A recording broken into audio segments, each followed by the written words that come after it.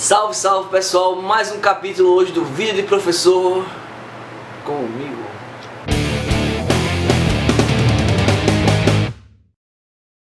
Hoje eu quero falar sobre educar. Educar é um ato político.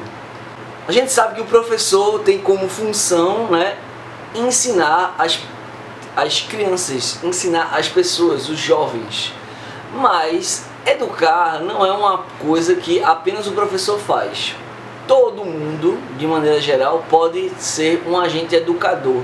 Se você troca uma ideia com um amigo, dizendo para ele, olha, eu passei por essa experiência, faz assim, Ou seja, só em contar a sua experiência, tentando ajudar o amigo numa situação X ou Y, já é um processo de educação. Conversar com as pessoas, principalmente com as pessoas mais velhas, as experiências que essas pessoas tiveram, já é o que a gente chama de um processo de educação. A gente aprende coisas durante o tempo todo. Na escola, principalmente, se não viu o último episódio, eu vou deixar aqui nos cards, aqui ou lá no final, o vídeo que eu fiz, falando um pouquinho sobre escola, no vídeo de professor também, certo? A escola, ela trabalha do processo formal, ele vai lhe ensinar as várias coisas que você deve aprender do ponto de vista científico, do ponto de vista histórico, do ponto de vista da língua, da matemática, que é importantíssimo.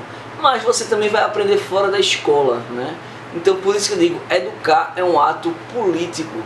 Toda vez quando você vai ensinar alguma coisa para alguém, você está trabalhando dentro de uma visão política. Como assim?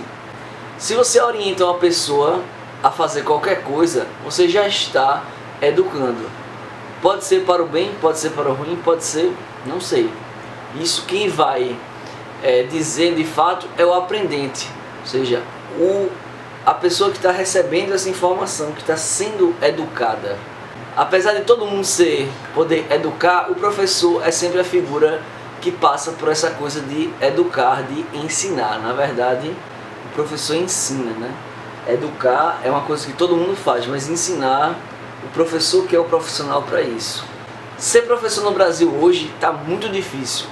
O governo Bolsonaro, ele coloca-se contrário, ele coloca-se quase como um adversário político, o professor. O professor que é o cara que constrói, ajuda a construir a sociedade, para a gente tentar ter uma sociedade melhor. Mas aí o governo Bolsonaro coloca o professor como um inimigo. Por isso que educar é um ato político. Ou seja, você ensinar as pessoas a superarem as suas dificuldades, ensinar as pessoas a derrubar barreiras, a evoluir como pessoa, é um ato político. E aí a gente cai nessa conversa do governo Bolsonaro, que o professor doutrina, como a gente fosse fizesse uma lavagem cerebral. A grande função de um professor é levar a reflexão, dizer o que é que acontece, quais são os fatos da história, da ciência, utilizando a matemática como uma ferramenta para tornar a vida dele melhor. E o governo Bolsonaro acha que a gente faz uma doutrinação. Na verdade, os professores, de maneira geral, eles trabalham no processo de politização, reflexão e politização. Mas não se confunda, quando se fala de política, não é política partidária. É entender que o aluno que está sentado ali na escola pública, ele não está de graça.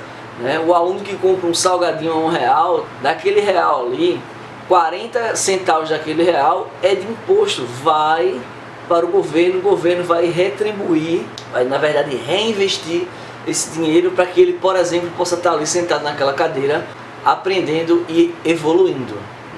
Então, na minha concepção, o professor ele deve politizar, o professor não deve doutrinar. Acontece isso, mas a politização para a evolução é sempre o melhor caminho, sempre através da reflexão. Na minha concepção também, educar é um ato político, por quê? Porque o professor ele tem que lutar politicamente para a melhoria da sua condição de trabalho, da melhoria da escola e, consequentemente, a melhoria do país como um todo. Por isso que eu sou professor de escola pública, sou filiado ao sindicato dos professores, dos profissionais de educação do município onde eu ensino. Além disso, eu também sou filiado aos servidores, ao sindicato dos servidores. São os sindicatos que defendem as categorias, né, que tem um diálogo com o governo para se discutir e para se denunciar os problemas que tem em relação a pagamento, salário, em relação à infraestrutura, em relação a como é que os recursos públicos vão ser gastos da melhor maneira possível, porque, me perdoe o pessoal das secretarias de educação, mas quem entende de fato o que é que a escola necessita é quem está lá dentro dela, os professores, os seus funcionários. E quando você não consegue chegar, né, a uma escola que você quer, você tem que ir para a rua mesmo. Você tem que ir para a rua, você tem que se manifestar, né? Você tem que colocar a sua voz, a sua opinião, certo? Levando para reflexão também nas ruas, lutando. Também é uma característica de um bom professor. Não, o professor está fazendo balbúrdia. O professor está gazeando aula. Na verdade, quando o professor vai para a rua, ele vai estar dando uma aula de cidadania, né? As pessoas pensam que cidadania é só ir lá na urna, né, de 2 em 2 anos, 2 anos municipal, mais 2 anos na esfera nacional e votar, né? Então, não, deixa pra lá, votei, já está representado lá pelo meu candidato. Quando não é assim, a gente precisa sempre estar cobrando das prefeituras, dos vereadores, né, do Congresso Nacional, do Presidente da República, aquilo que é melhor para a população. Então, por isso que a gente sempre tem que estar na rua defendendo as nossas posições, sempre voltado para a sua categoria e para as pessoas de maneira geral, porque o bem-estar das pessoas, a evolução das pessoas é a evolução do país como um todo. A gente precisa pensar tanto enquanto categoria, enquanto professor, quanto a gente precisa pensar que desenvolvendo a profissão do professor, desenvolvendo as pessoas no processo de educação, certo? A gente vai desenvolver um país sobre o aspecto amplo, aspecto de cultura, aspecto financeiro, artístico, tudo melhora quando se tem uma boa educação. E por isso que o professor tem que ir para a rua também manifestar e defender a educação. Sobre defender a educação, tá? A gente tem duas coisas que tá rolando aí, que tá complicado, né? Um é o Plano Nacional da Educação, certo? Que ele começou lá em 2014 e vai até 2024. São 10 anos, certo, de desenvolvimento da educação no país, visando infraestrutura, visando alunos em sala de aula, visando número de vagas e visando carreira docente. Muitos desses pontos do PNE, vou deixar aqui o link para você dar uma olhada, muitos pontos do PNE não são seguidos, né? Não foram cumpridos ainda. A gente tem ainda alguns anos aí, né? 4 ou um pouco mais de 4 anos para desenvolver isso.